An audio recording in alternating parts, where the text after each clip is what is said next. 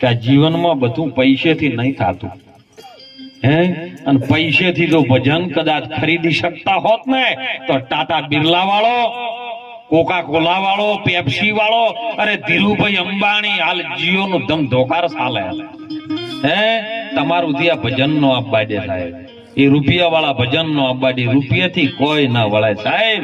અંદર ભાવ ને પ્રેમ પ્રગટ થાય ને એ પરમાત્માને પ્રગટ થવું પડશે. અને સાચી ભક્તિ અને સાચું ભજન પ્રેમ નું છે સાહેબ. એ પ્રેમ અને વાલો મારો પ્રેમ ને વશ થયા રાજી, એમાં શું કરે પંડિત ને 56 ભોગ દુર્યોધન ના મેલ્યાતા ત્યાજી, અરે જૈન વિદુર ના ઘેર તો અદળદાની ભાજી ગાધી, અરે કેળાના ગર્ભ બહાર નાખી દીધો અને સાલ ખવરાઈ હતી વિદુર ના ઘેર થી, તોય નતું જોયું જાજી. એ વાલો મારો પ્રેમ ને વશ થયો તો રાજી.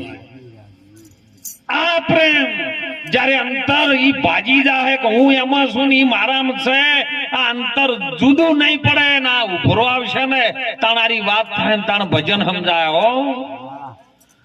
જયારે ભણવા બેસ્યો તાણ જ ખબર પડશે. નેહાળે ડોકાચ્ય કરીને જતા રહો, દફતર ગંડાળામાં પડ્યા છે ને એ તો બોર્ડ આવશે એટલે તરત ખબર પડી જાય કાર્ય નહીં ભણવા બેઠો. અને મેવાડની મહારાણીએ સાહેબ ભગવાન કૃષ્ણને પ્રશ્ન પૂછ્યો છે, આપણે શું પૂછી શકીએ?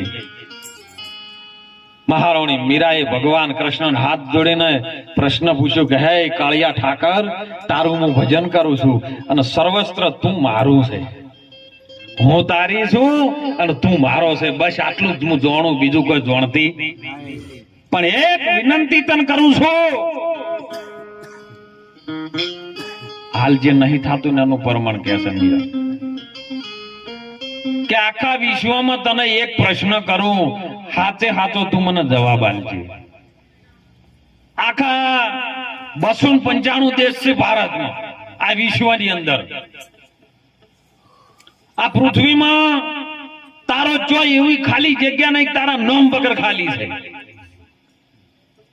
ભાગવત ગીતા જે કોરેટમાં માન્ય રખાય ને બીજા વિદેશોમાં માન્ય રખાય છે, એ ગીતાનું, ભાગવતનું, પુરાણનું આ બધાનું પાઠન કરીને તને માનવા વાળા બીજા તારા હતા કે બીજા કોઈ હતા? મને કે મીરા પ્રશ્ન કરે છે ભગવાન કૃષ્ણને કે જેને જેને તારા ગુણગાન ગાયા એ તારી સમાજના હતા?